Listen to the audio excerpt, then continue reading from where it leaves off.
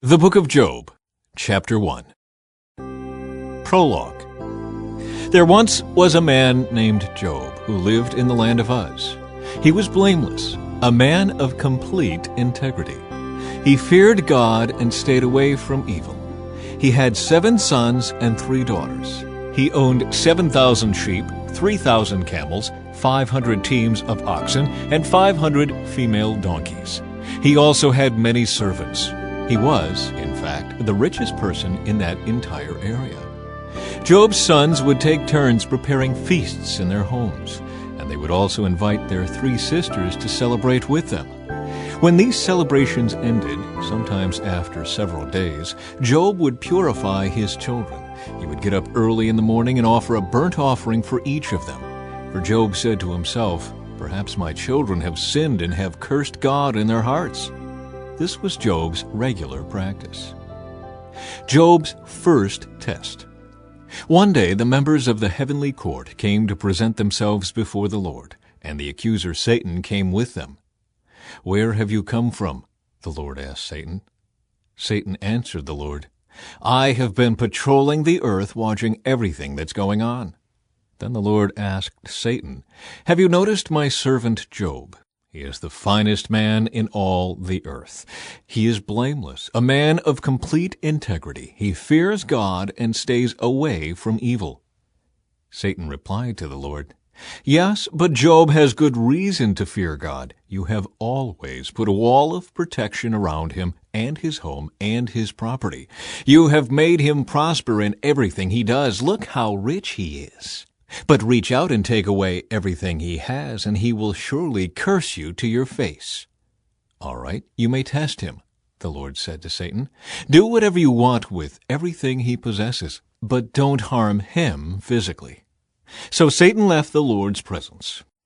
One day when Job's sons and daughters were feasting at the oldest brother's house, a messenger arrived at Job's home with this news.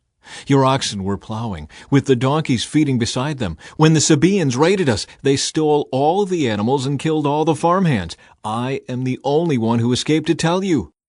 While he was still speaking, another messenger arrived with this news. "The fire of God has fallen from heaven and burned up your sheep and all the shepherds. I am the only one who escaped to tell you." While he was still speaking, a third messenger arrived with this news.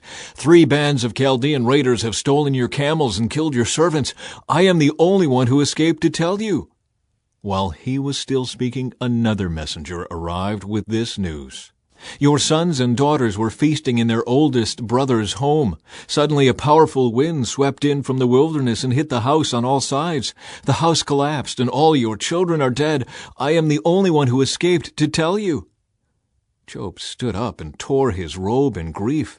Then he shaved his head and fell to the ground to worship. He said, "I came naked from my mother's womb, and I will be naked when I leave. The Lord gave me what I had, and the Lord has taken it away. Praise the name of the Lord." In all of this, Job did not sin by blaming God. Chapter 2. Job's second test. One day the members of the heavenly court came again to present themselves before the Lord, and the accuser Satan came with them. "Where have you come from?" the Lord asked Satan. Satan answered the Lord, "I have been patrolling the earth, watching everything that's going on." Then the Lord asked Satan, "Have you noticed my servant Job? He is the finest man in all the earth. He is blameless, a man of complete integrity. He fears God and stays away from evil, and he has maintained his integrity, even though you urged me to harm him without cause." Satan replied to the Lord, "Skin for skin. A man will give up everything he has to save his life, but reach out and take away his health, and he will surely curse you to your face." "All right, do with him as you please," the Lord said to Satan, "but spare his life." So Satan left the Lord's presence, and he struck Job with terrible boils from head to foot. Job scraped his skin with a piece of broken pottery as he sat among the ashes. His wife said to him, "Are you still trying to maintain your integrity? Curse God and die." But Job replied, You talk like a foolish woman. Should we accept only good things from the hand of God and never anything bad?" So in all this, Job said nothing wrong. Job's 3 friends share his anguish. When 3 of Job's friends heard of the tragedy he had suffered, they got together and traveled from their homes to comfort and console him. Their names were Eliphaz the Temanite, Bildad the Shuhite, and Zophar the Naamathite. When they saw Job from a distance, they scarcely recognized him. Wailing loudly, they tore their robes and threw dust into the air over their heads to show their grief. Then they sat on the ground with him for 7 days and nights. No one said a word to Job, for they saw that his suffering was too great for words. Chapter 3. Job's first speech. At last Job spoke, and he cursed the day of his birth. He said, "Let the day of my birth be erased, and the night I was conceived. Let that day be turned to darkness. Let it be lost even to God on high, and let no light shine on it. Let the darkness and utter gloom claim that day for its own. Let a black cloud overshadow it, and let the darkness terrify it. Let that night be blotted off the calendar, never again to be counted among the days of the year, never again to appear among the months. Let that night be childless. Let it have no joy. Let those who are experts at cursing, whose cursing could rouse Leviathan, curse that day. Let its morning stars remain dark. Let it hope for light, but in vain may it never see the morning light. Curse that day for failing to shut my mother's womb, for letting me be born to see all this trouble. Why wasn't I born dead? Why didn't I die as I came from the womb? Why was I laid on my mother's lap? Why did she nurse me at her breasts? Had I died at birth, I would now be at peace. I would be asleep and at rest. I would rest with the world's kings and prime ministers, whose great buildings now lie in ruins. I would rest with princes rich in gold, whose palaces were filled with silver. Why wasn't I buried like a stillborn child, like a baby who never lives to see the light? For in death the wicked cause no trouble, and the weary are at rest. Even captives are at ease in death, with no guards to curse them. Rich and poor are both there, and the slave is free from his master. Oh, why give light to those in misery and life to those who are bitter? They long for death, and it won't come. They search for death more eagerly than for hidden treasure. They're filled with joy when they finally die and rejoice when they find the grave. Why is life given to those with no future, those God has surrounded with difficulties? I cannot eat for sighing. My groans pour out like water. What I always feared has happened to me. What I dreaded has come true. I have no peace, no quietness. I have no rest, only trouble comes. Chapter 4. Eliphaz's first response to Job. Then Eliphaz the Temanite replied to Job, "Will you be patient and let me say a word? For who could keep from speaking out? In the past you have encouraged many people. You have strengthened those who were weak. Your words have supported those who were falling. You encouraged those with shaky knees. But now when trouble strikes, you lose heart. You are terrified when it touches you. Doesn't your reverence for God give you confidence? Doesn't your life of integrity give you hope? Stop and think. Do the innocent die? When have the upright been destroyed? My experience shows that those who plant trouble and cultivate evil will harvest the same. A breath from God destroys them. They vanish in a blast of his anger. The lion roars and the wildcat snarls, but the teeth of strong lions will be broken. The fierce lion will starve for lack of prey, and the cubs of the lioness will be scattered. This truth was given to me in secret, as though whispered in my ear. It came to me in a disturbing vision at night, when people are in a deep sleep. Fear gripped me, and my bones trembled. A spirit swept past my face, and my hair stood on end. The spirit stopped, but I couldn't see its shape. There was a form before my eyes. In the silence I heard a voice say, "Can a mortal be innocent before God? Can anyone be pure before the Creator? If God does not trust his own angels and has charged his messengers with foolishness, how much less will he trust people made of clay? They are made of dust, crushed as easily as a moth.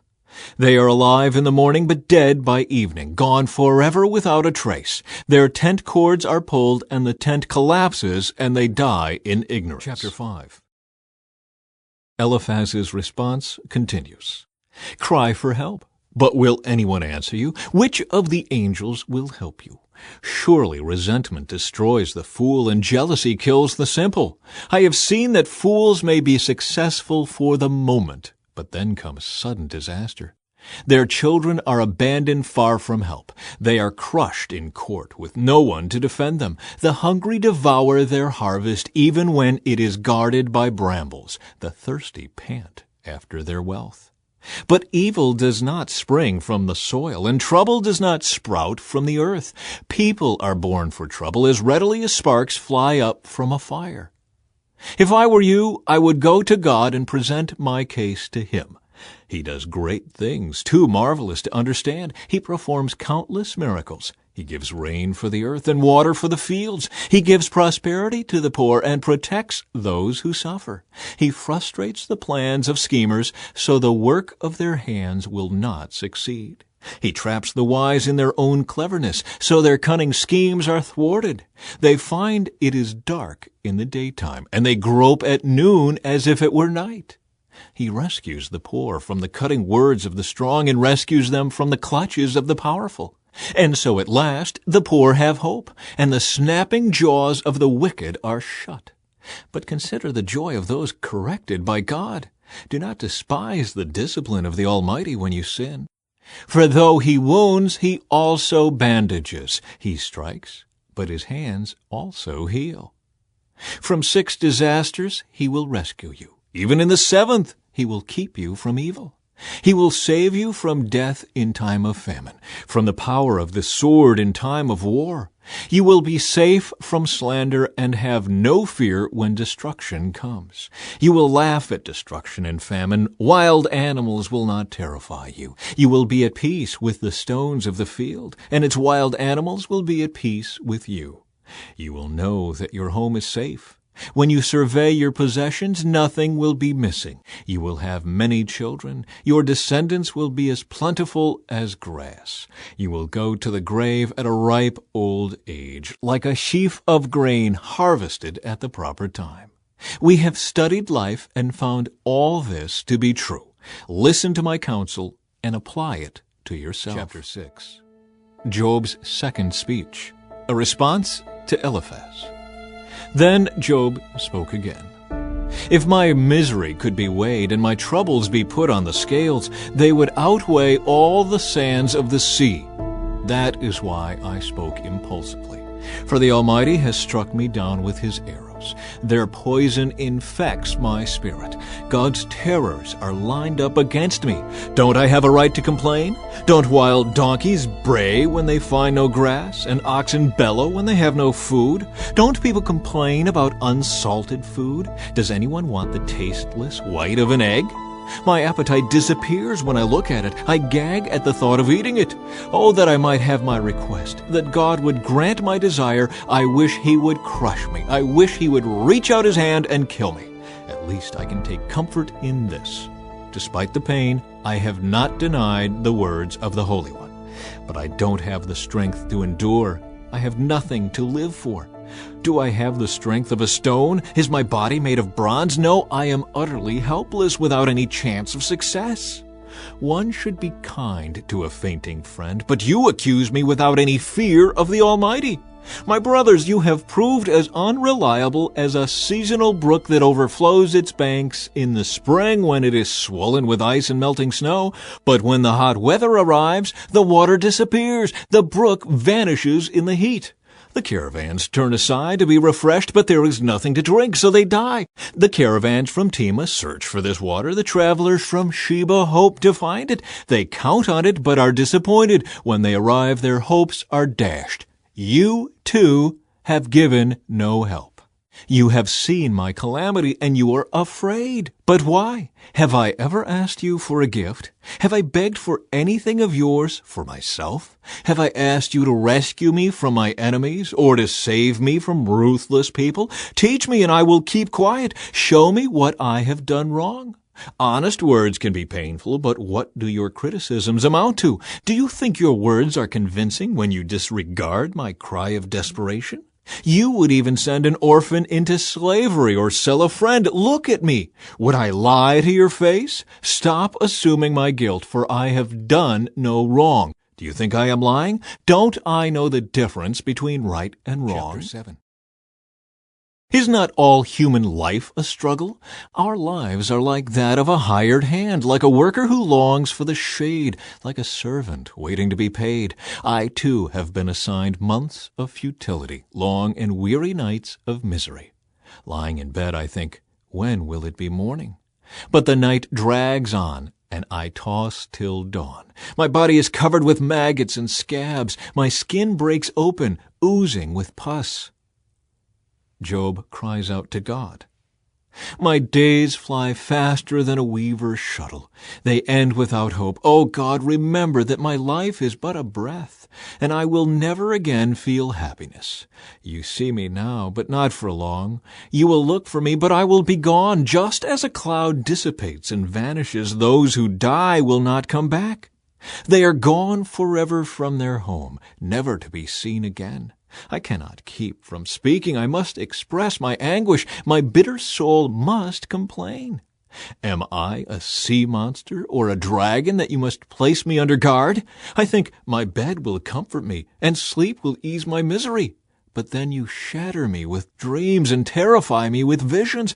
I would rather be strangled, rather die than suffer like this. I hate my life and don't want to go on living. Oh, leave me alone for my few remaining days. What are people that you should make so much of us, that you should think of us so often? For you examine us every morning and test us every moment. Why won't you leave me alone at least long enough for me to swallow? If I have sinned, what have I done to you, O watcher of all humanity? Why make me your target? Am I a burden to you? Why not just forgive my sin and take away my guilt? For soon I will lie down in the dust and die. When you look for me, I will be gone. Chapter 8. Bildad's first response to Job. Then Bildad the Shuhite replied to Job, How long will you go on like this? You sound like a blustering wind. Does God twist justice? Does the Almighty twist what is right? Your children must have sinned against him, so their punishment was well deserved. But if you pray to God and seek the favor of the Almighty, and if you are pure and live with integrity, he will surely rise up and restore your happy home. And though you started with little, you will end with much. Just ask the previous generation. Pay attention to the experience of our ancestors, for we were born but yesterday and know nothing. Our days on earth are as fleeting as a shadow. But those who came before us will teach you. They will teach you the wisdom of old. Can papyrus reeds grow tall without a marsh? Can marsh grass flourish without water? While they are still flowering, not ready to be cut, they begin to wither more quickly than grass. The same happens to all who forget God. The hopes of the godless evaporate.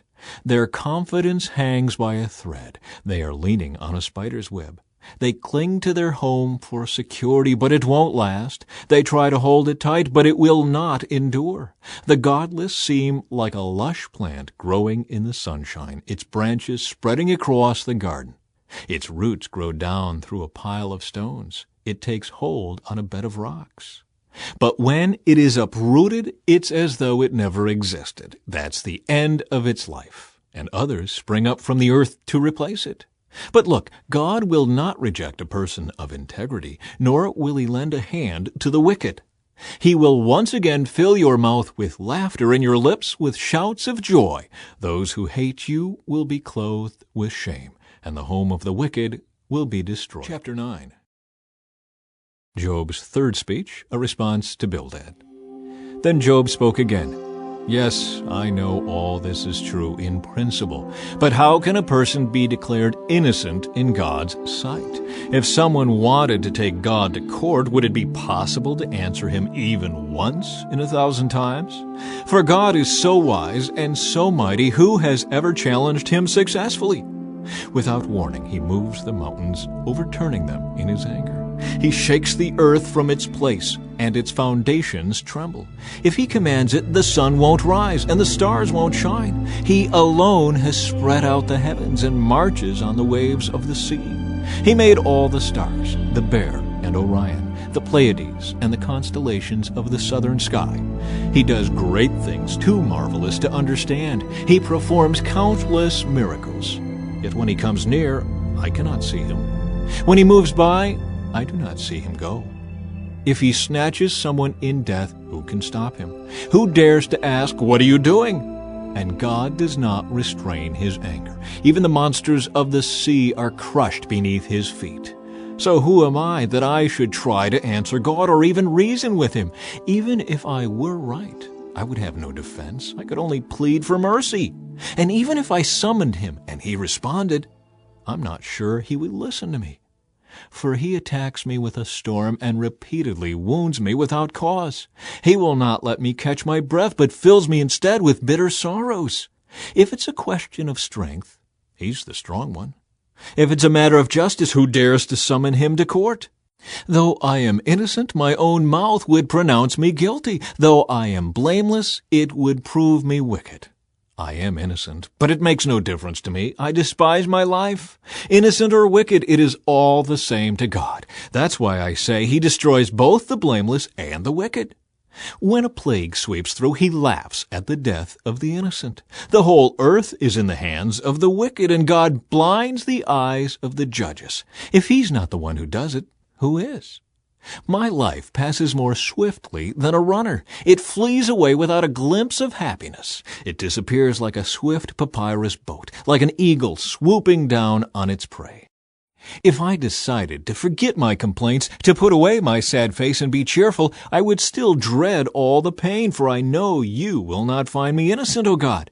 Whatever happens, I will be found guilty.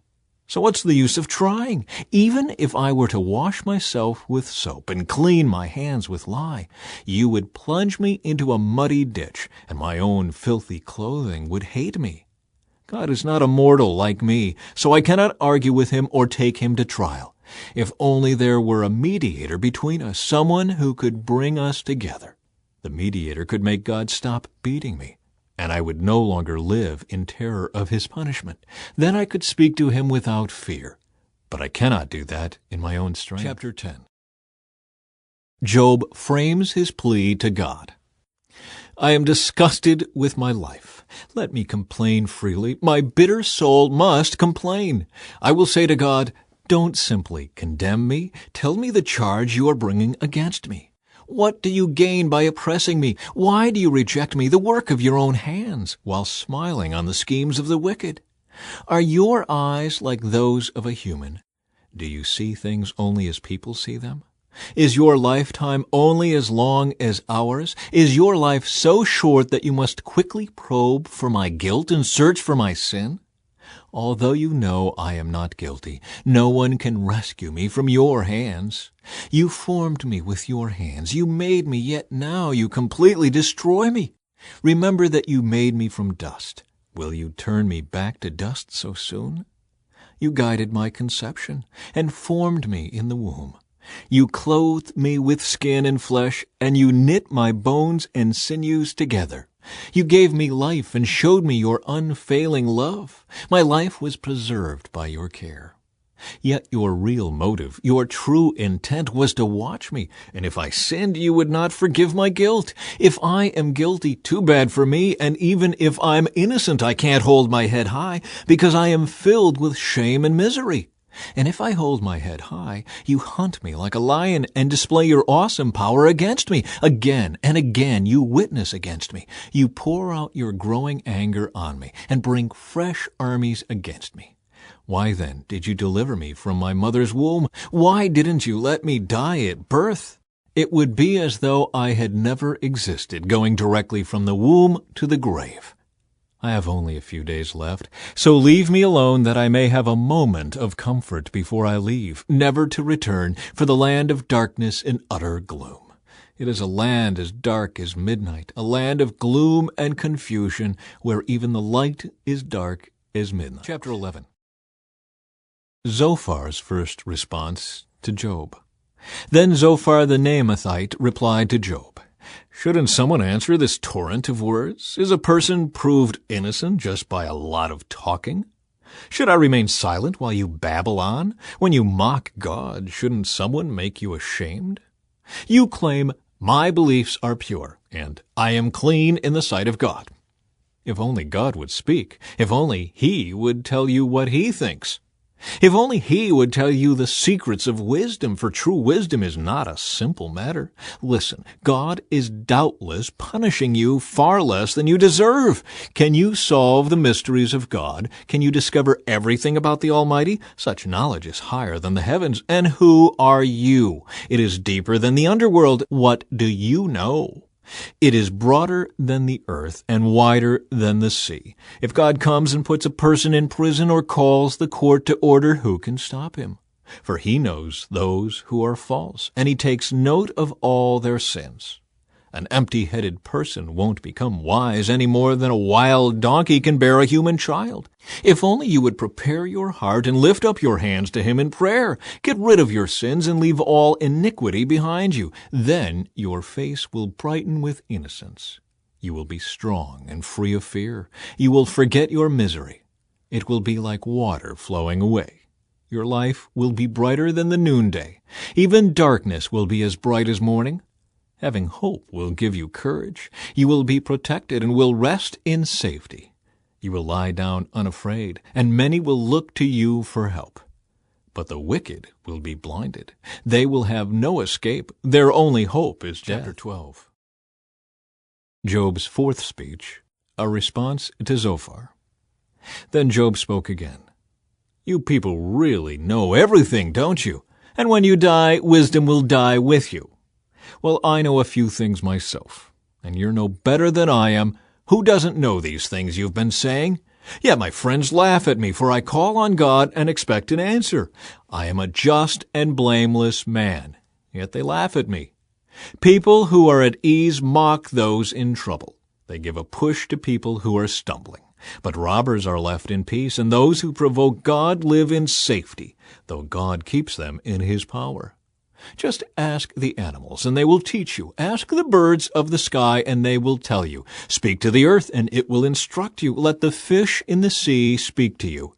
For they all know that my disaster has come from the hand of the Lord. For the life of every living thing is in His hand, and the breath of every human being. The ear tests the words it hears, just as the mouth distinguishes between foods. Wisdom belongs to the aged, and understanding to the old. But true wisdom and power are found in God. Counsel and understanding are His. What He destroys cannot be rebuilt. When He puts someone in prison, there is no escape. If He holds back the rain, the earth becomes a desert. If He releases the waters, they flood the earth. Yes, strength and wisdom are His. Deceivers and deceived are both in His power.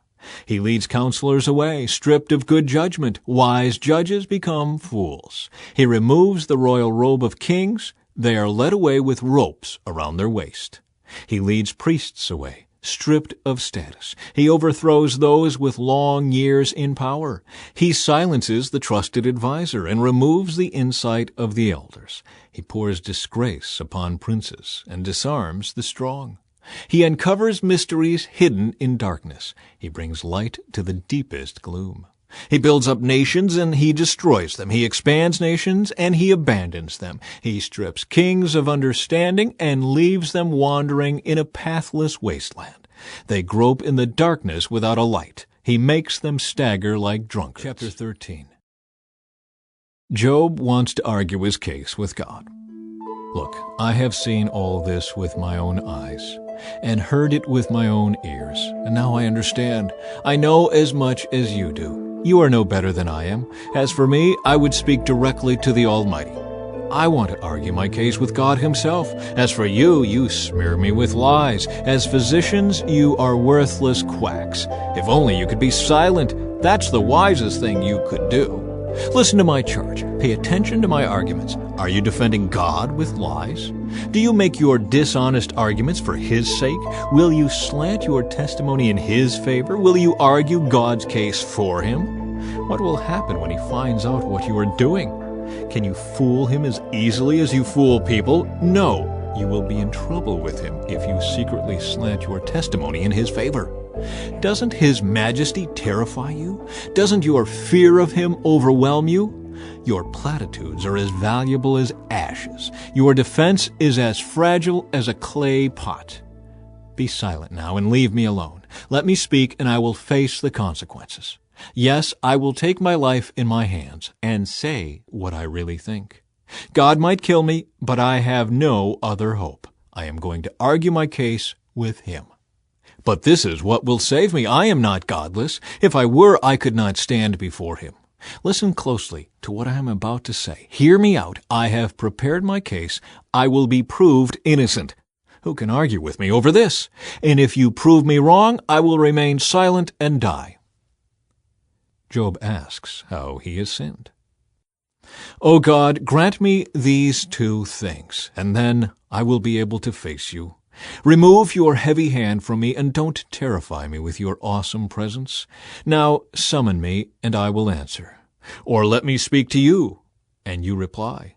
Tell me, what have I done wrong? Show me my rebellion and my sin. Why do you turn away from me? Why do you treat me as your enemy? Would you terrify a leaf blown by the wind? Would you chase dry straw? You write bitter accusations against me and bring up all the sins of my youth. You put my feet in stocks. You examine all my paths. You trace all my footprints. I waste away like rotting wood, like a moth-eaten coat. Chapter 14. How frail is humanity! How short is life! How full of trouble! We blossom like a flower and then wither. Like a passing shadow, we quickly disappear. Must you keep an eye on such a frail creature and demand an accounting from me?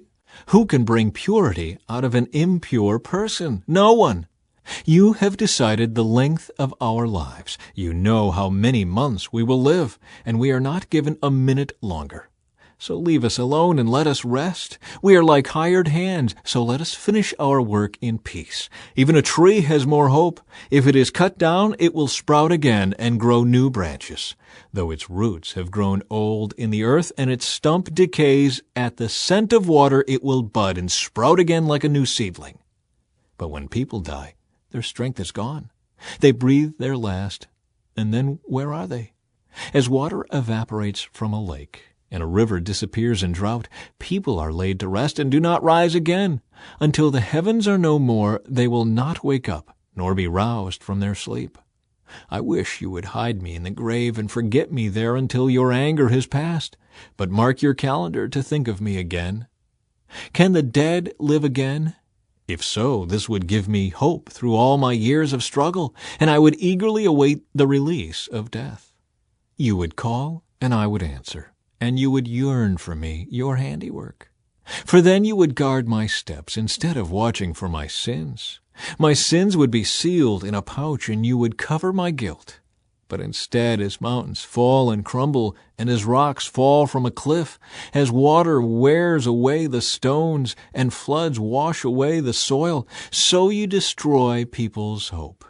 You always overpower them, and they pass from the scene. You disfigure them in death and send them away. They never know if their children grow up in honor or sink to insignificance. They suffer painfully. Their life is full of trouble. Chapter 15. Eliphaz's second response to Job. Then Eliphaz the Temanite replied, A wise man wouldn't answer with such empty talk. You're nothing but a windbag. The wise don't engage in empty chatter. What good are such words? Have you no fear of God, no reverence for Him? Your sins are telling your mouth what to say. Your words are based on clever deception. Your own mouth condemns you, not I. Your own lips testify against you. Were you the first person ever born? Were you born before the hills were made? Were you listening at God's secret counsel?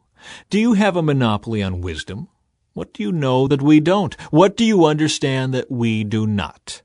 On our side are aged, gray-haired men, much older than your father. Is God's comfort too little for you? Is his gentle word not enough? What has taken away your reason? What has weakened your vision that you turn against God and say all these evil things? Can any mortal be pure? Can anyone born of a woman be just? Look, God does not even trust the angels. Even the heavens are not absolutely pure in his sight. How much less pure is a corrupt and sinful person with a thirst for wickedness? If you will listen, I will show you. I will answer you from my own experience. And it is confirmed by the reports of wise men who have heard the same thing from their fathers, from those to whom the land was given long before any foreigners arrived. The wicked writhe in pain throughout their lives. Years of trouble are stored up for the ruthless. The sound of terror rings in their ears, and even on good days they fear the attack of the destroyer. They dare not go out into the darkness for fear they will be murdered. They wander around saying, "Where can I find bread?" They know their day of destruction is near. That dark day terrifies them. They live in distress and anguish, like a king preparing for battle. For they shake their fists at God, defying the Almighty. Holding their strong shields, they defiantly charge against him. These wicked people are heavy and prosperous. Their waists bulge with fat. But their cities will be ruined. They will live in abandoned houses that are ready to tumble down. Their riches will not last, and their wealth will not endure. Their possessions will no longer spread across the horizon. They will not escape the darkness. The burning sun will wither their shoots, and the breath of God will destroy them. Let them no longer fool themselves by trusting in empty riches, for emptiness will be their only reward. Like trees, they will be cut down in the prime of life. Their branches will never again be green. They will be like a vine whose grapes are harvested too early, like an olive tree that loses its blossoms before the fruit can form. For the godless are barren. Their homes, enriched through bribery, will burn. They conceive trouble and give birth to evil. Their womb produces deceit. Chapter 16. Job's fifth speech, a response to Eliphaz. Then Job spoke again. "I have heard all this before. What miserable comforters you are! Won't you ever stop blowing hot air? What makes you keep on talking? I could say the same things if you were in my place. I could spout off criticism and shake my head at you. But if it were me, I would encourage you. I would try to take away your grief. Instead, I suffer if I defend myself, and I suffer no less if I refuse to speak. O God, you have ground me down and devastated my family. As if to prove I have sinned, you've reduced me to skin and bones. My gaunt flesh testifies against me. God hates me and angrily tears me apart. He snaps his teeth at me and pierces me with his eyes. People jeer and laugh at me. They slap my cheek in contempt. A mob gathers against me. God has handed me over to sinners. He has tossed me into the hands of the wicked. I was living quietly until he shattered me. He took me by the neck and broke me in pieces. Then he set me up as his target, and now his archers surround me. His arrows pierce me without mercy. The ground is wet with my blood. Again and again he smashes against me, charging at me like a warrior. I wear burlap to show my grief. My pride lies in the dust. My eyes are red with weeping. Dark shadows circle my eyes. Yet I have done no wrong, and my prayer is pure. O earth, do not conceal my blood. Let it cry out on my behalf. Even now my witness is in heaven. My advocate is there on high. My friends scorn me, but I pour out my tears to God. I need someone to mediate between God and me, as a person mediates between friends. For soon I must go down that road from which I will never return. Chapter 17. Job continues to defend his innocence. My spirit is crushed, and my life is nearly snuffed out. The grave is ready to receive me. I am surrounded by mockers. I watch how bitterly they taunt me. You must defend my innocence, O God, since no one else will stand up for me. You have closed their minds to understanding, but do not let them triumph. They betray their friends for their own advantage, so let their children faint with hunger. God has made a mockery of me among the people. They spit in my face. My eyes are swollen with weeping, and I am but a shadow of my former self. The virtuous are horrified when they see me. The innocent rise up against the ungodly. The righteous keep moving forward, and those with clean hands become stronger and stronger.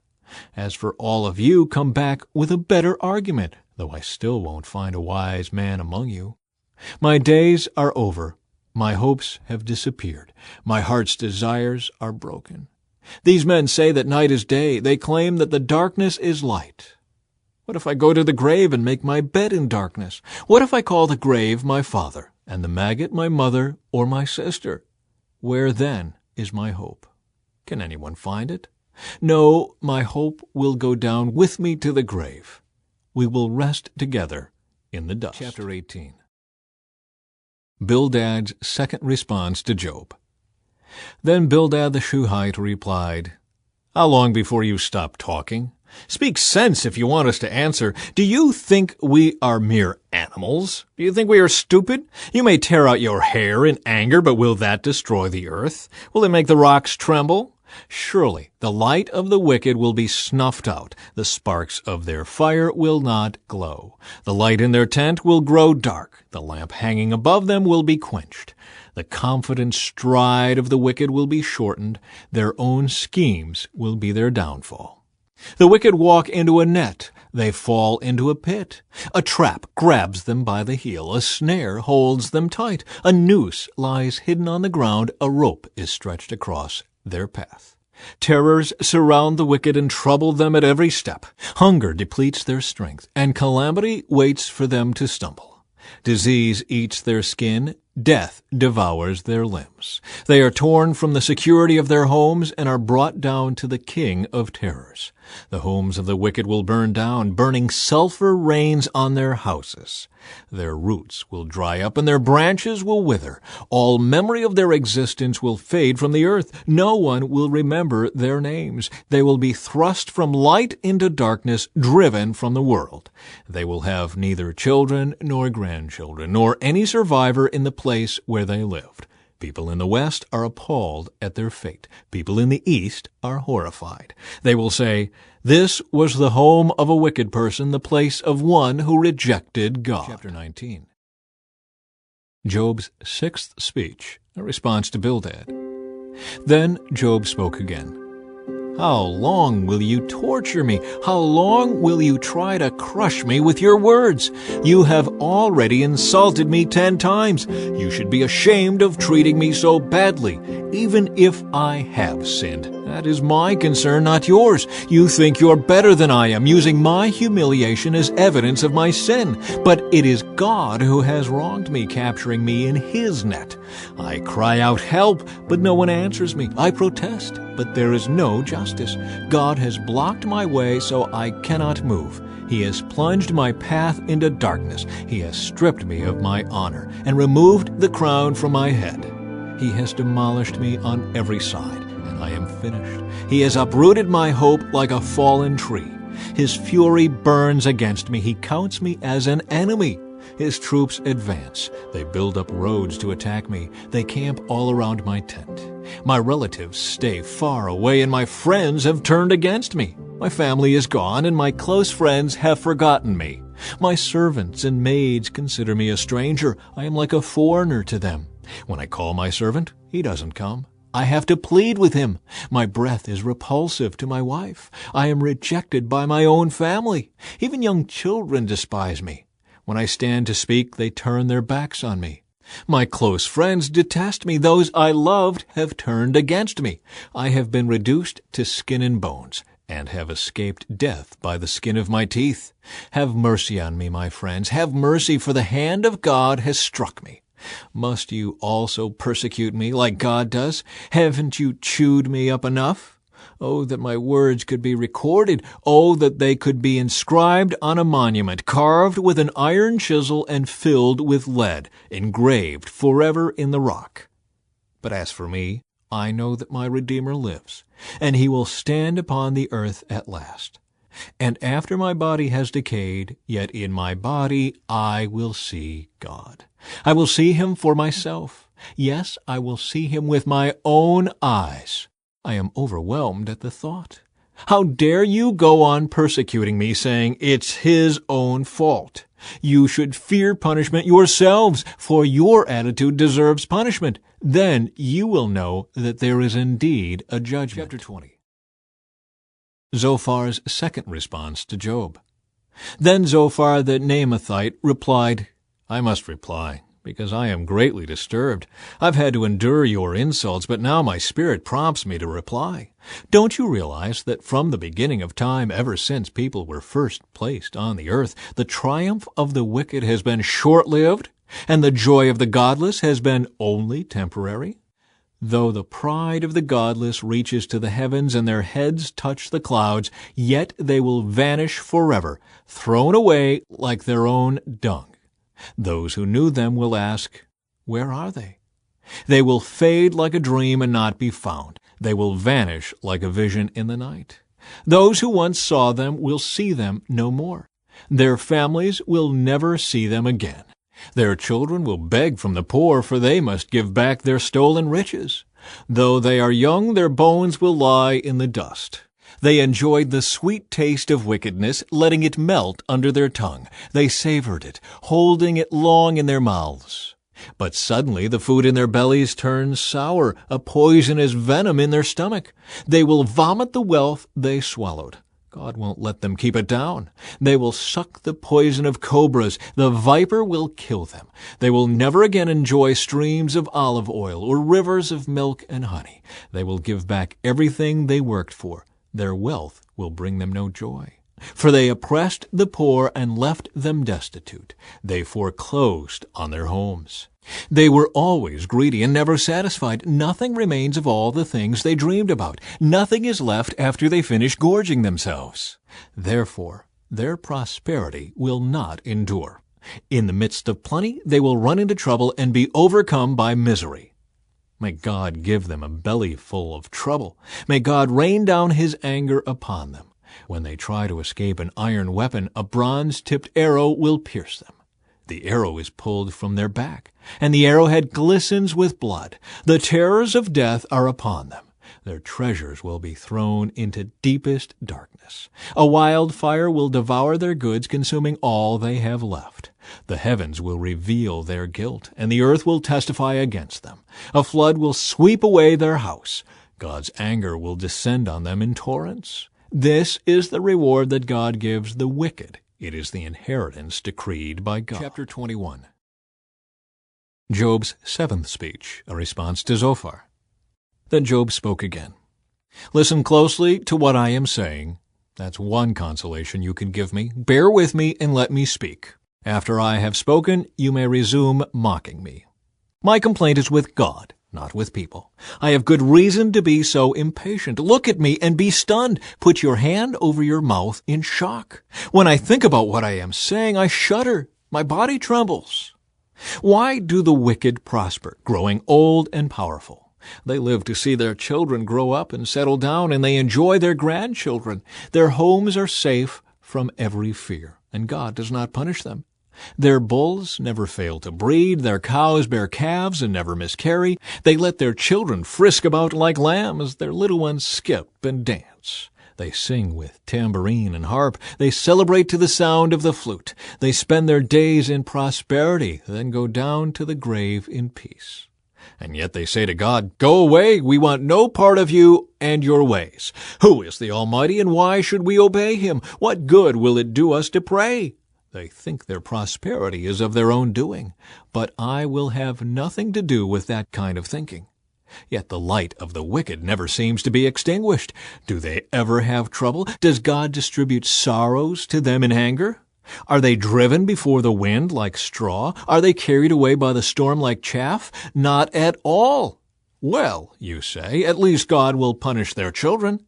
But I say he should punish the ones who sin so that they understand his judgment. Let them see their destruction with their own eyes. Let them drink deeply of the anger of the Almighty, for they will not care what happens to their family after they are dead. But who can teach a lesson to God, since he judges even the most powerful? One person dies in prosperity, completely comfortable and secure, the picture of good health, vigorous and fit. Another person dies in bitter poverty, never having tasted the good life. But both are buried in the same dust, both eaten by the same maggots. Look, I know what you're thinking. I know the schemes you plot against me. You will tell me of rich and wicked people whose houses have vanished because of their sins. But ask those who have been around, and they will tell you the truth. Evil people are spared in times of calamity and are allowed to escape disaster. No one criticizes them openly or pays them back for what they have done. When they are carried to the grave, an honor guard keeps watch at their tomb. A great funeral procession goes to the cemetery. Many pay their respects as the body is laid to rest and the earth gives sweet repose. How can your empty cliches comfort me? All your explanations are lies. Chapter 22. Eliphaz's third response to Job. Then Eliphaz the Temanite replied, "Can a person do anything to help God? Can even a wise person be helpful to him? Is it any advantage to the Almighty if you are righteous? Would it be any gain to him if you were perfect? Is it because you are so pious that he accuses you and brings judgment against you? No, it's because of your wickedness. There's no limit to your sins. For example, you must have lent money to your friend and demanded clothing as security. Yes, you stripped him to the bone.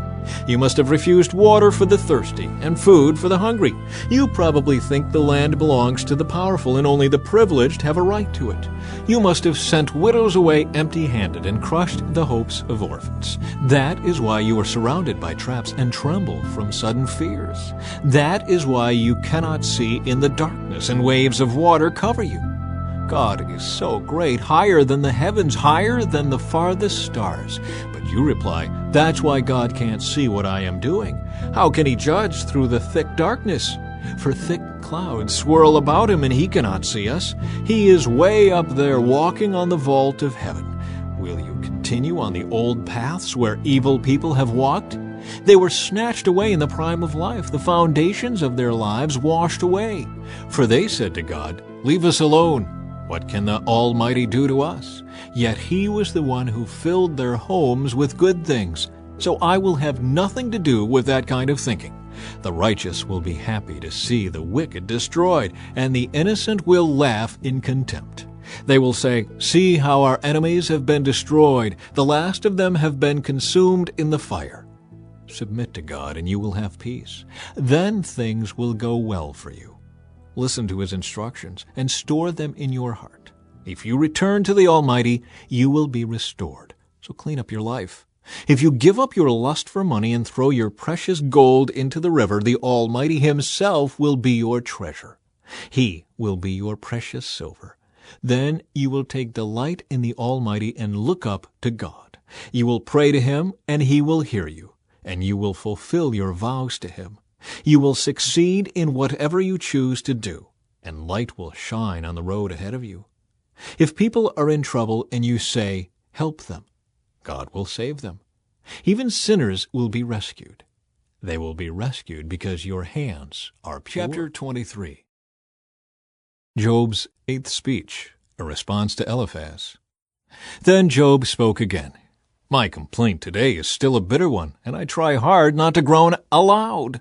If only I knew where to find God, I would go to his court. I would lay out my case and present my arguments. Then I would listen to his reply and understand what he says to me. Would he use his great power to argue with me? No, he would give me a fair hearing. Honest people can reason with him, so I would be forever acquitted by my judge. I go east, but he is not there. I go west, but I cannot find him. I do not see him in the north, for he is hidden. I look to the south, but he is concealed. But he knows where I am going, and when he tests me, I will come out as pure as gold. For I have stayed on God's paths. I have followed his ways and not turned aside. I have not departed from his commands, but have treasured his words more than daily food. But once he has made his decision, who can change his mind? Whatever he wants to do, he does. So he will do to me whatever he has planned. He controls my destiny. No wonder I am so terrified in his presence. When I think of it, terror grips me. God has made me sick at heart. The Almighty has terrified me. Darkness is all around me. Thick, impenetrable darkness is everywhere. Chapter 24. Job asks why the wicked are not punished. Why doesn't the Almighty bring the wicked to judgment? Why must the godly wait for him in vain? Evil people steal land by moving the boundary markers. They steal livestock and put them in their own pastures. They take the orphan's donkey and demand the widow's ox as security for a loan. The poor are pushed off the path. The needy must hide together for safety. Like wild donkeys in the wilderness, the poor must spend all their time looking for food, searching even in the desert for food for their children. They harvest a field they do not own, and they glean in the vineyards of the wicked. All night they lie naked in the cold without clothing or covering. They are soaked by mountain showers, and they huddle against the rocks for want of a home. The wicked snatch a widow's child from her breast, taking the baby as security for a loan. The poor must go about naked without any clothing. They harvest food for others while they themselves are starving. They press out olive oil without being allowed to taste it, and they tread in the winepress as they suffer from thirst. The groans of the dying rise from the city, and the wounded cry for help, yet God ignores their moaning. Wicked people rebel against the light. They refuse to acknowledge its ways or stay in its paths. The murderer rises in the early dawn to kill the poor and needy. At night he is a thief. The adulterer waits for the twilight, saying, "No one will see me then." He hides his face so no one will know him.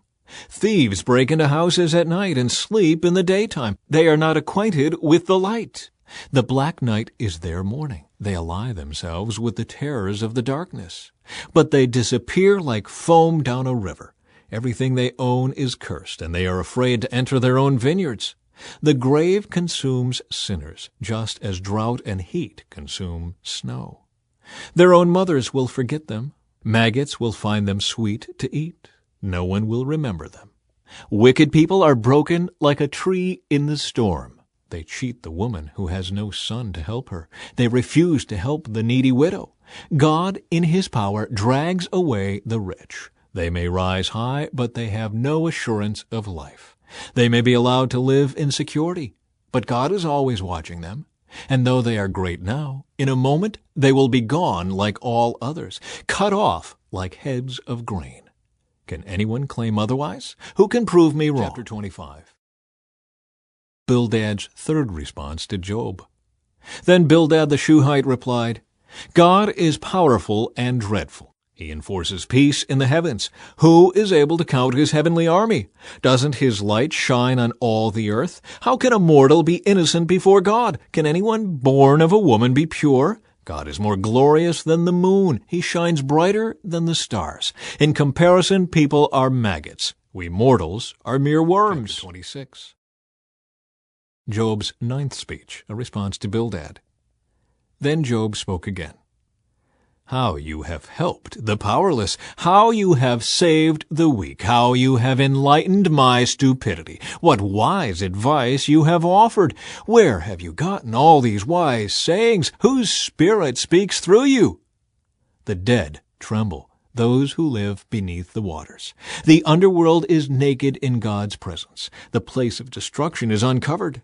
God stretches the northern sky over empty space and hangs the earth on nothing. He wraps the rain in his thick clouds, and the clouds don't burst with the weight. He covers the face of the moon, shrouding it with his clouds. He created the horizon when he separated the waters. He set the boundary between day and night. The foundations of heaven tremble. They shudder at his rebuke. By his power the sea grew calm. By his skill he crushed the great sea monster. His spirit made the heavens beautiful, and his power pierced the gliding serpent. These are just the beginning of all that he does. merely a whisper of his power.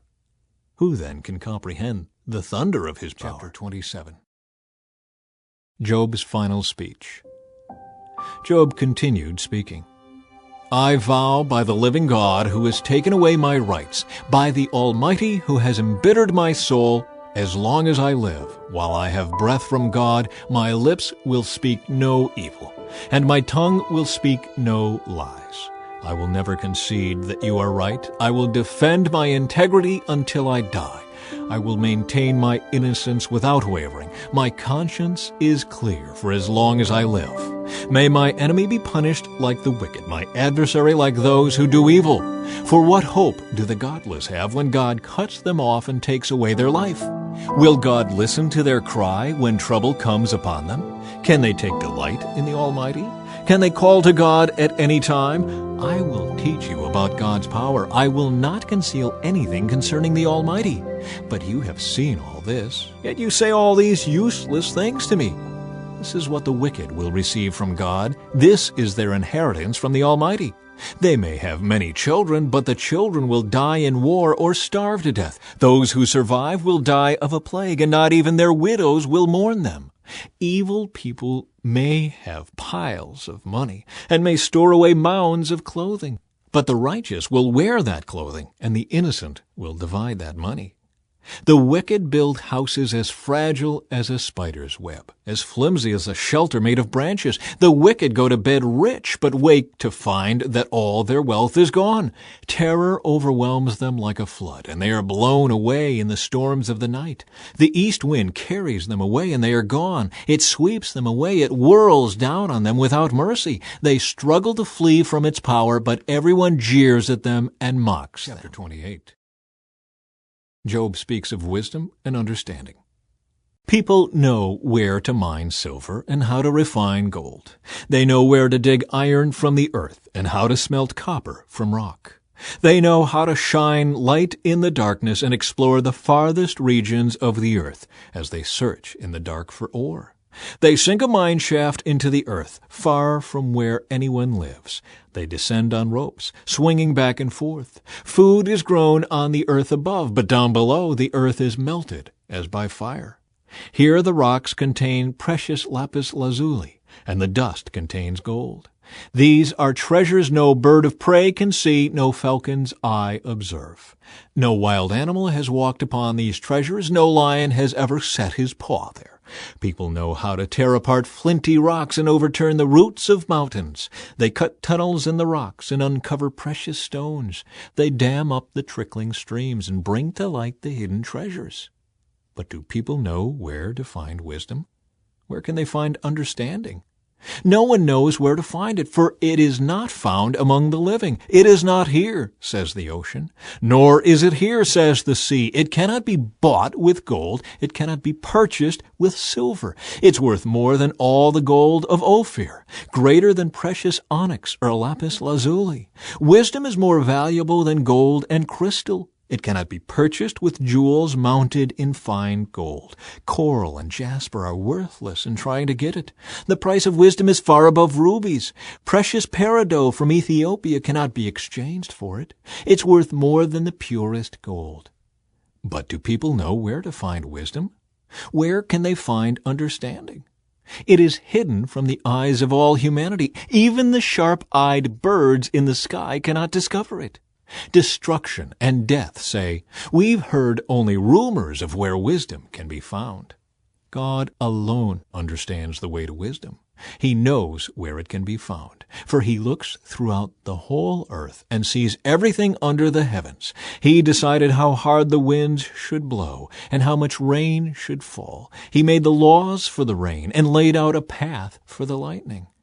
Then he saw wisdom and evaluated it. He set it in place and examined it thoroughly. And this is what he says to all humanity. The fear of the Lord is true wisdom. To forsake evil is real understanding. Chapter 29. Job speaks of his former blessings. Job continued speaking. I long for the years gone by when God took care of me, when he lit up the way before me and I walked safely through the darkness. When I was in my prime, God's friendship was felt in my home. The Almighty was still with me, and my children were around me. My cows produced milk in abundance, and my groves poured out streams of olive oil. Those were the days when I went to the city gate and took my place among the honored leaders. The young stepped aside when they saw me, and even the aged rose in respect at my coming. The princes stood in silence and put their hands over their mouths. The highest officials of the city stood quietly, holding their tongues in respect. All who heard me praised me. All who saw me spoke well of me, for I assisted the poor in their need and the orphans who required help. I helped those without hope, and they blessed me, and I caused the widows' hearts to sing for joy. Everything I did was honest. Righteousness covered me like a robe, and I wore justice like a turban. I served as eyes for the blind and feet for the lame. I was a father to the poor and assisted strangers who needed help. I broke the jaws of godless oppressors and plucked their victims from their teeth. I thought, surely I will die surrounded by my family after a long, good life. For I am like a tree whose roots reach the water, whose branches are refreshed with the dew. New honors are constantly bestowed on me, and my strength is continually renewed. Everyone listened to my advice. They were silent as they waited for me to speak. And after I spoke, they had nothing to add, for my counsel satisfied them. They longed for me to speak as people long for rain. They drank my words like a refreshing spring rain. When they were discouraged, I smiled at them. My look of approval was precious to them. Like a chief, I told them what to do. I lived like a king among his troops and comforted those who mourned. Chapter 30. Job speaks of his anguish. But now I am mocked by people younger than I, by young men whose fathers are not worthy to run with my sheepdogs. A lot of good they are to me, those worn-out wretches. They are gaunt with hunger and flee to the deserts, to desolate and gloomy wastelands. They pluck wild greens from among the bushes and eat from the roots of broom trees. They are driven from human society, and people shout at them as if they were thieves. So now they live in frightening ravines, in caves, and among the rocks. They sound like animals howling among the bushes, huddled together beneath the nettles. They are nameless fools, outcasts from society. And now they mock me with vulgar songs. They taunt me. They despise me and won't come near me, except to spit in my face. For God has cut my bowstring. He has humbled me. So they have thrown off all restraint. These outcasts oppose me to my face. They send me sprawling and lay traps in my path. They block my road and do everything they can to destroy me. They know I have no one to help me. They come at me from all directions. They jump on me when I am down. I live in terror now. My honor has blown away in the wind, and my prosperity has vanished like a cloud. And now my life seeps away. Depression haunts my days. At night my bones are filled with pain, which gnaws at me relentlessly. With a strong hand, God grabs my shirt. He grips me by the collar of my coat. He has thrown me into the mud. I'm nothing more than dust and ashes. I cry to you, O God, but you don't answer. I stand before you, but you don't even look. You have become cruel toward me. You use your power to persecute me. You throw me into the whirlwind and destroy me in the storm. And I know you are sending me to my death, the destination of all who live. Surely no one would turn against the needy when they cry for help in their trouble. Did I not weep for those in trouble? Was I not deeply grieved for the needy? So I looked for good, but evil came instead. I waited for the light, but darkness fell. My heart is troubled and restless. Days of suffering torment me. I walk in gloom without sunlight. I stand in the public square and cry for help. Instead, I am considered a brother to jackals and a companion to owls. My skin has turned dark, and my bones burn with fever. My harp plays sad music, and my flute accompanies those who weep. Chapter 31. Job's final protest of innocence. I made a covenant with my eyes not to look with lust at a young woman. For what has God above chosen for us? What is our inheritance from the Almighty on high? Isn't it calamity for the wicked and misfortune for those who do evil? Doesn't he see everything I do and every step I take? Have I lied to anyone or deceived anyone? Let God weigh me on the scales of justice, for he knows my integrity. If I have strayed from his pathway, or if my heart has lusted for what my eyes have seen, or if I am guilty of any other sin, then let someone else eat the crops I have planted. Let all that I have planted be uprooted. If my heart has been seduced by a woman, or if I have lusted for my neighbor's wife, then let my wife belong to another man. Let other men sleep with her. For lust is a shameful sin, a crime that should be punished. It is a fire that burns all the way to hell. It would wipe out everything I own. If I have been unfair to my male or female servants when they brought their complaints to me, how could I face God? What could I say when he questioned me? For God created both me and my servants. He created us both in the womb. Have I refused to help the poor or crushed the hopes of widows? Have I been stingy with my food and refused to share it with orphans? No, from childhood I have cared for orphans like a father, and all my life I have cared for widows. Whenever I saw the homeless without clothes and the needy with nothing to wear, did they not praise me for providing wool clothing to keep them warm?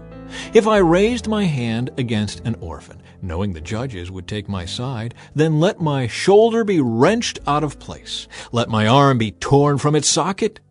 That would be better than facing God's judgment. For if the majesty of God opposes me, what hope is there?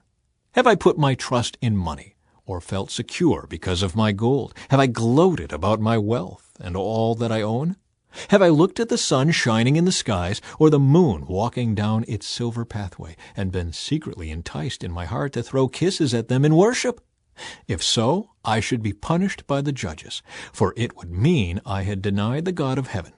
Have I ever rejoiced when disaster struck my enemies, or become excited when harm came their way? No, I have never sinned by cursing anyone or by asking for revenge.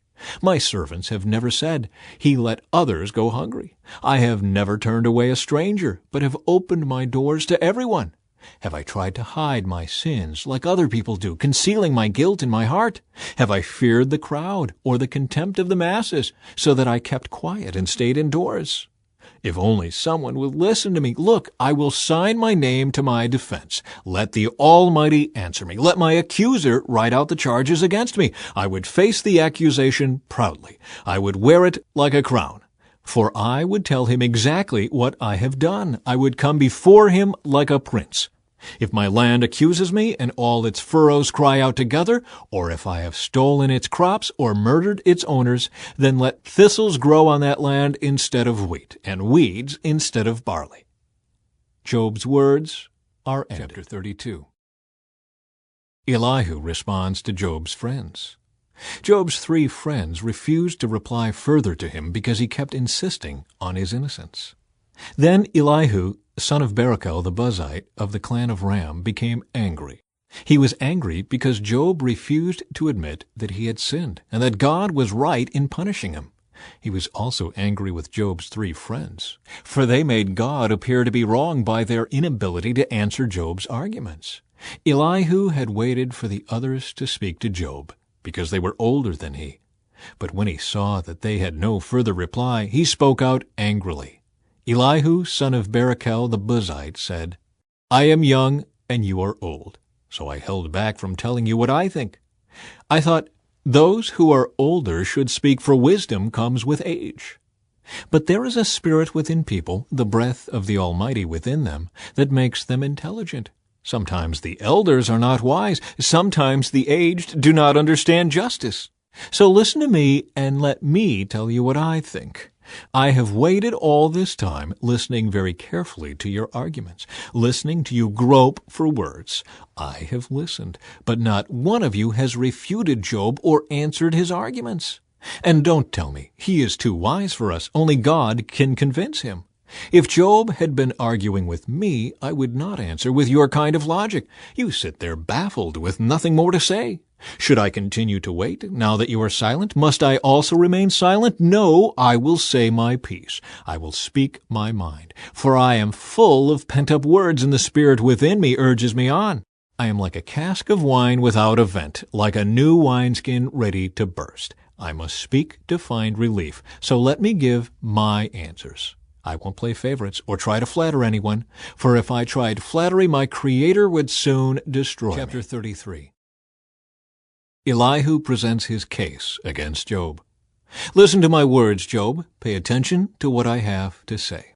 Now that I have begun to speak, let me continue. I speak with all sincerity. I speak the truth. For the Spirit of God has made me, and the breath of the Almighty gives me life. Answer me if you can. Make your case and take your stand. Look, you and I both belong to God. I, too, was formed from clay. So you don't need to be afraid of me. I won't come down hard on you. You have spoken in my hearing, and I have heard your very words. You said, I am pure, I am without sin, I am innocent, I have no guilt. God is picking a quarrel with me, and he considers me his enemy. He puts my feet in the stocks and watches my every move. But you are wrong, and I will show you why. For God is greater than any human being. So why are you bringing a charge against him? Why say he does not respond to people's complaints? For God speaks again and again, though people do not recognize it.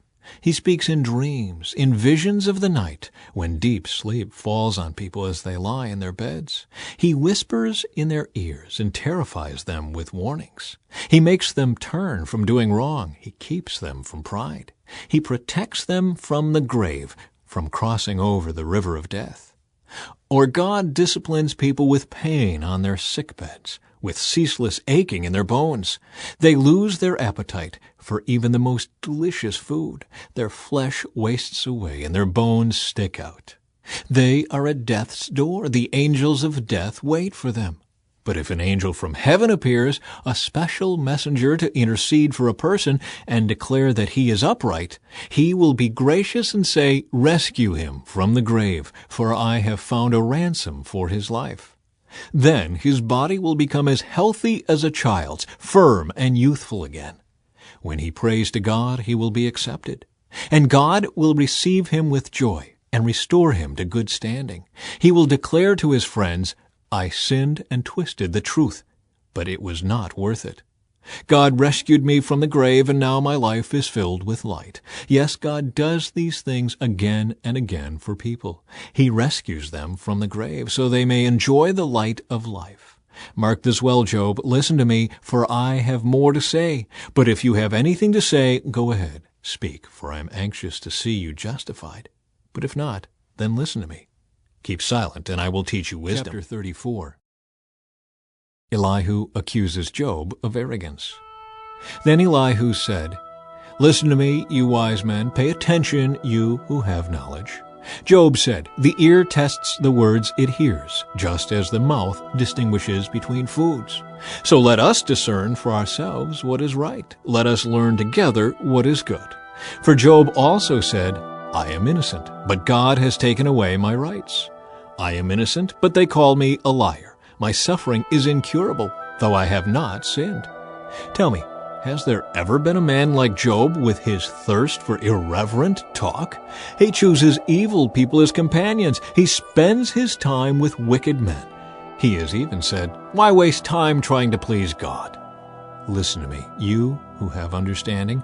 Everyone knows that God doesn't sin. The Almighty can do no wrong. He repays people according to their deeds. He treats people as they deserve. Truly, God will not do wrong. The Almighty will not twist justice. Did someone else put the world in his care? Who set the whole world in place? If God were to take back his spirit and withdraw his breath, all life would cease, and humanity would turn again to dust. Now listen to me, if you are wise. Pay attention to what I say. Could God govern if he hated justice? Are you going to condemn the Almighty Judge? For he says to kings, You are wicked, and to nobles, You are unjust. He doesn't care how great a person may be, and he pays no more attention to the rich than to the poor. He made them all. In a moment they die. In the middle of the night they pass away. The mighty are removed without human hand. For God watches how people live. He sees everything they do. No darkness is thick enough to hide the wicked from his eyes. We don't set the time when we will come before God in judgment. He brings the mighty to ruin without asking anyone, and he sets up others in their place. He knows what they do, and in the night he overturns and destroys them. He strikes them down because they are wicked, doing it openly for all to see. For they turned away from following him. They have no respect for any of his ways. They cause the poor to cry out, catching God's attention. He hears the cries of the needy. But if he chooses to remain quiet, who can criticize him? When he hides his face, no one can find him, whether an individual or a nation. He prevents the godless from ruling, so they cannot be a snare to the people.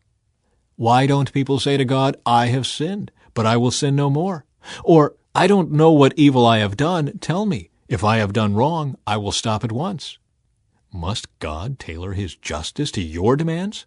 But you have rejected him. The choice is yours, not mine. Go ahead, share your wisdom with us. After all, bright people will tell me, and wise people will hear me say, Job speaks out of ignorance. His words lack insight. Job, you deserve the maximum penalty for the wicked way you have talked. For you have added rebellion to your sin. You show no respect, and you speak many angry words against God. Chapter 35. Elihu reminds Job of God's justice. Then Elihu said, Do you think it is right for you to claim, I am righteous before God? For you also ask, What's in it for me? What's the use of living a righteous life? I will answer you and all your friends too. Look up into the sky and see the clouds high above you. If you sin, how does that affect God? Even if you sin again and again, what effect will it have on him? If you are good, is this some great gift to him? What could you possibly give him? No, your sins affect only people like yourself, and your good deeds also affect only humans. People cry out when they are oppressed. They groan beneath the power of the mighty. Yet they don't ask, Where is God, my Creator, the one who gives songs in the night? Where is the one who makes us smarter than the animals and wiser than the birds of the sky? And when they cry out, God does not answer because of their pride. But it is wrong to say God doesn't listen, to say the Almighty isn't concerned. You say you can't see him, but he will bring justice if you will only wait. You say he does not respond to sinners with anger and is not greatly concerned about wickedness. But you are talking nonsense, Job. You have spoken like a fool. Chapter 36. Elihu continued speaking. Let me go on, and I will show you the truth, for I have not finished defending God. I will present profound arguments for the righteousness of my Creator. I am telling you nothing but the truth, for I am a man of great knowledge. God is mighty, but he does not despise anyone. He is mighty in both power and understanding. He does not let the wicked live, but gives justice to the afflicted. He never takes his eyes off the innocent, but he sets them on thrones with kings and exalts them forever. If they are bound in chains and caught up in a web of trouble, he shows them the reason. He shows them their sins of pride. He gets their attention and commands that they turn from evil. If they listen and obey God, they will be blessed with prosperity throughout their lives. All their years will be pleasant. But if they refuse to listen to him, they will be killed by the sword and die from lack of understanding. For the godless are full of resentment. Even when he punishes them, they refuse to cry out to him for help. They die when they are young, after wasting their lives in immoral living. But by means of their suffering he rescues those who suffer, for he gets their attention through adversity. God is leading you away from danger, Job, to a place free from distress. He is setting your table with the best food. But you are obsessed with whether the godless will be judged. Don't worry, judgment and justice will be upheld. But watch out, or you may be seduced by wealth. Don't let yourself be bribed into sin. Could all your wealth or all your mighty efforts keep you from distress? Do not long for the cover of night, for that is when people will be destroyed. Be on guard. Turn back from evil, for God sent this suffering to keep you from a life of evil. Elihu reminds Job of God's power. Look, God is all-powerful. Who is a teacher like him? No one can tell him what to do or say to him, You have done wrong. Instead, glorify his mighty works, singing songs of praise. Everyone has seen these things, though only from a distance. Look, God is greater than we can understand. His years cannot be counted. He draws up the water vapor and then distills it into rain. The rain pours down from the clouds, and everyone benefits. Who can understand the spreading of the clouds and the thunder that rolls forth from heaven? See how he spreads the lightning around him, and how it lights up the depths of the sea. By these mighty acts he nourishes the people, giving them food in abundance. He fills his hands with lightning bolts and hurls each at its target. The thunder announces his presence. The storm announces his indignant anger. Chapter 37. My heart pounds as I think of this. It trembles within me. Listen carefully to the thunder of God's voice as it rolls from his mouth. It rolls across the heavens, and his lightning flashes in every direction. Then comes the roaring of the thunder, the tremendous voice of his majesty. He does not restrain it when he speaks. God's voice is glorious in the thunder. We can't even imagine the greatness of his power. He directs the snow to fall on the earth and tells the rain to pour down. Then everyone stops working so they can watch his power. The wild animals take cover and stay inside their dens. The stormy wind comes from its chamber, and the driving winds bring the cold. God's breath sends the ice, freezing wide expanses of water. He loads the clouds with moisture, and they flash with his lightning. The clouds churn about at his direction. They do whatever he commands throughout the earth. He makes these things happen either to punish people or to show his unfailing love. Pay attention to this, Job. Stop and consider the wonderful miracles of God.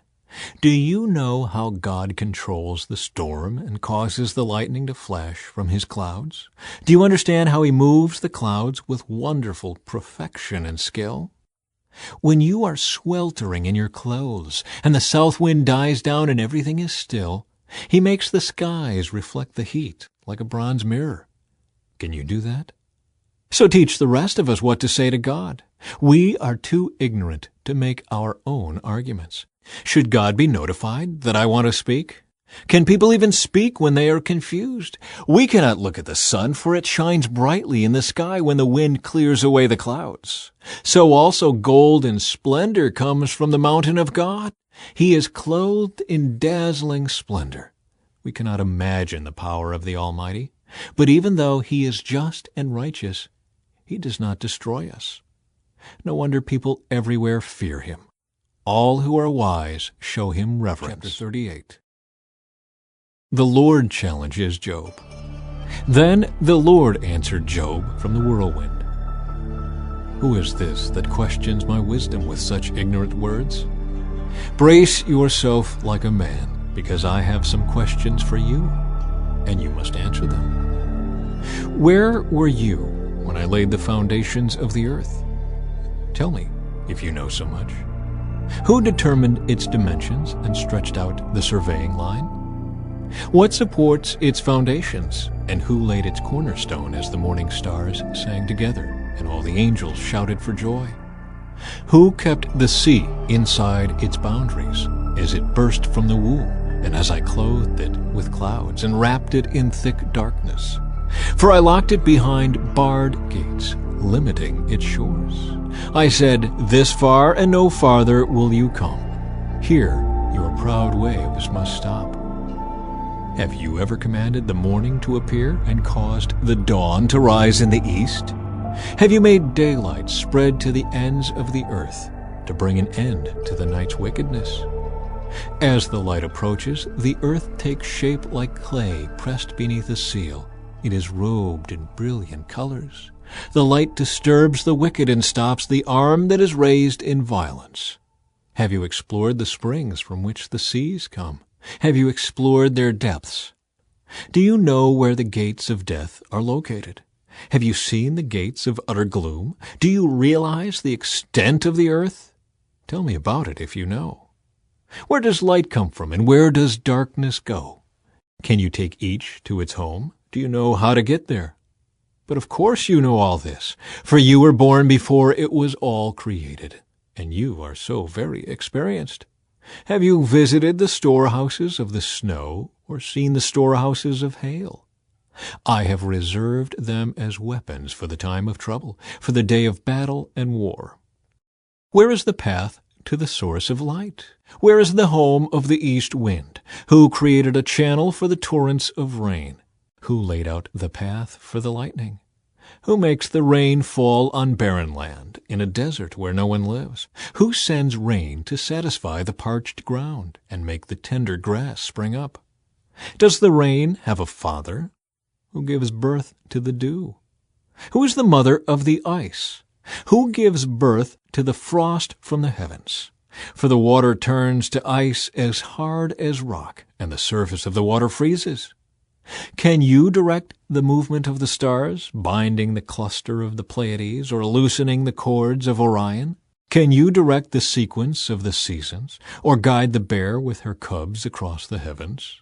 Do you know the laws of the universe? Can you use them to regulate the earth? Can you shout to the clouds and make it rain? Can you make lightning appear and cause it to strike as you direct? Who gives intuition to the heart and instinct to the mind? Who is wise enough to count all the clouds? Who can tilt the water jars of heaven when the parched ground is dry and the soil has hardened into clods? Can you stalk prey for a lioness and satisfy the young lion's appetites as they lie in their dens or crouch in the thicket? Who provides food for the ravens when their young cry out to God and wander about in hunger? Chapter 39. The Lord's challenge continues. Do you know when the wild goats give birth? Have you watched as deer are born in the wild? Do you know how many months they carry their young? Are you aware of the time of their delivery? They crouch down to give birth to their young and deliver their offspring. Their young grow up in the open fields, then leave home and never return. Who gives the wild donkey its freedom? Who untied its ropes? I have placed it in the wilderness. Its home is the wasteland. It hates the noise of the city and has no driver to shout at it. The mountains are its pasture land, where it searches for every blade of grass. Will the wild ox consent to being tamed? Will it spend the night in your stall? Can you hitch a wild ox to a plow? Will it plow a field for you? Given its strength, can you trust it? Can you leave and trust the ox to do your work? Can you rely on it to bring home your grain and deliver it to your threshing floor? The ostrich flaps her wings grandly, but they are no match for the feathers of the stork. She lays her eggs on top of the earth, letting them be warmed in the dust. She doesn't worry that a foot might crush them or a wild animal might destroy them. She is harsh toward her young, as if they were not her own. She doesn't care if they die. For God has deprived her of wisdom. He has given her no understanding. But whenever she jumps up to run, she passes the swiftest horse with its rider. Have you given the horse its strength, or clothed its neck with a flowing mane? Did you give it the ability to leap like a locust? Its majestic snorting is terrifying. It paws the earth and rejoices in its strength when it charges out to battle. It laughs at fear and is unafraid. It does not run from the sword. The arrows rattle against it, and the spear and javelin flash. It paws the ground fiercely and rushes forward into battle when the ram's horn blows. It snorts at the sound of the horn. It senses the battle in the distance. It quivers at the captain's commands and the noise of battle. Is it your wisdom that makes the hawk soar and spread its wings toward the south?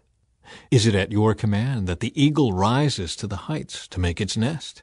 It lives on the cliffs, making its home on a distant rocky crag. From there it hunts its prey, keeping watch with piercing eyes. Its young gulp down blood. Where there's a carcass, there you'll find it. Chapter 40. Then the Lord said to Job, Do you still want to argue with the Almighty? You are God's critic, but do you have the answers? Job responds to the Lord. Then Job replied to the Lord, I am nothing. How could I ever find the answers? I will cover my mouth with my hand. I have said too much already. I have nothing more to say. The Lord challenges Job again. Then the Lord answered Job from the whirlwind. Brace yourself like a man, because I have some questions for you, and you must answer them. Will you discredit my justice and condemn me just to prove you are right? Are you as strong as God? Can you thunder with a voice like his? All right, put on your glory and splendor. your honor and majesty. Give vent to your anger, let it overflow against the proud. Humiliate the proud with a glance. Walk on the wicked where they stand. Bury them in the dust. Imprison them in the world of the dead. Then even I would praise you, for your own strength would save you.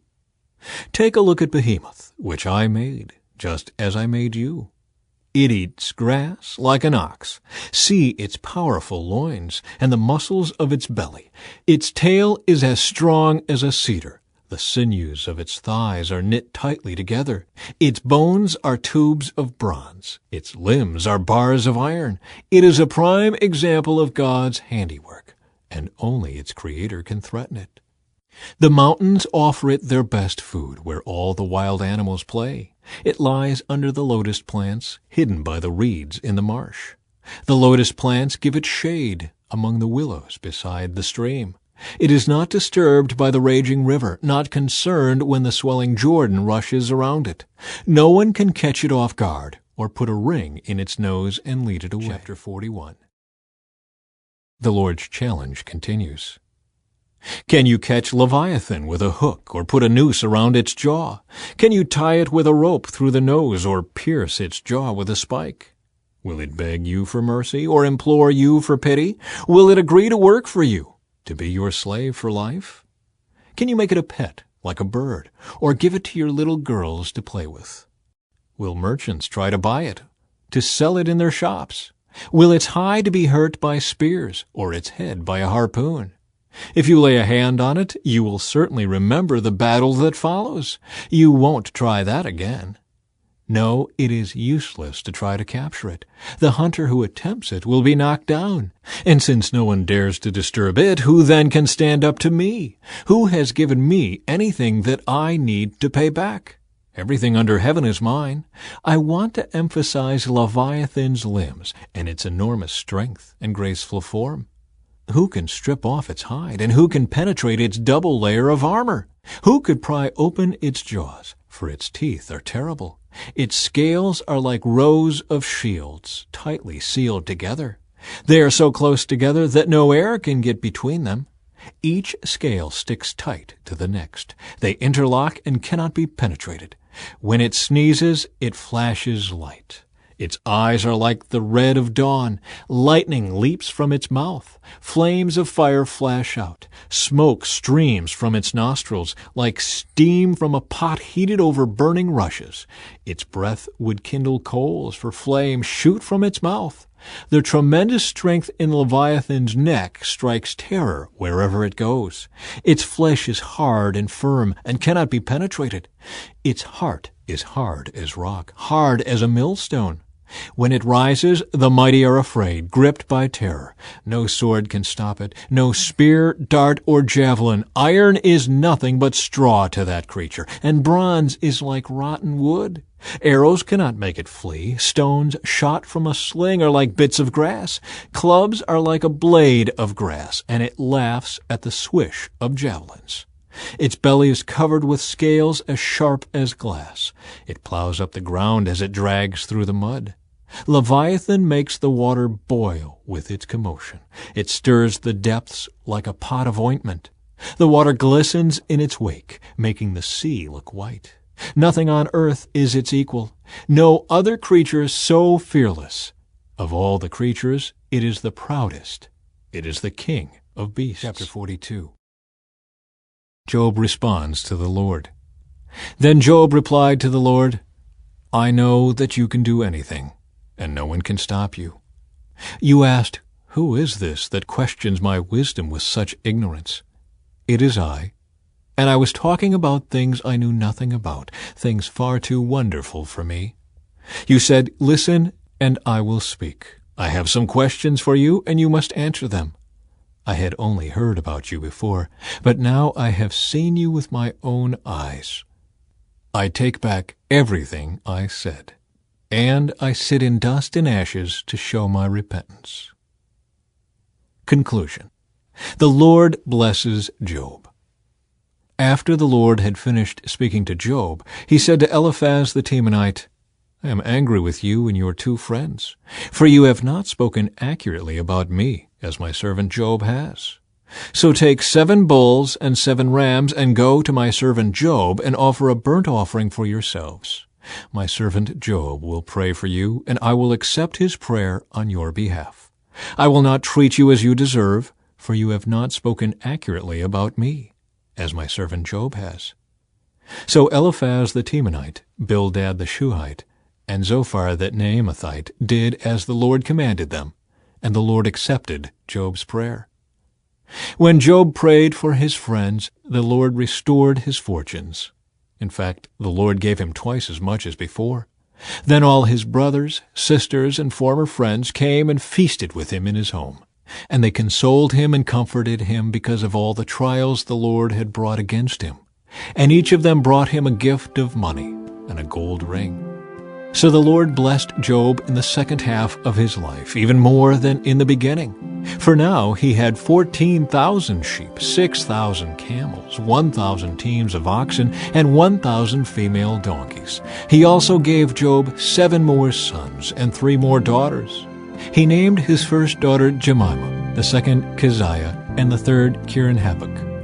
In all the land no women were as lovely as the daughters of Job, and their father put them into his will along with their brothers. Job lived 140 years after that, living to see 4 generations of his children and grandchildren. Then he died, an old man who had lived a long, full life.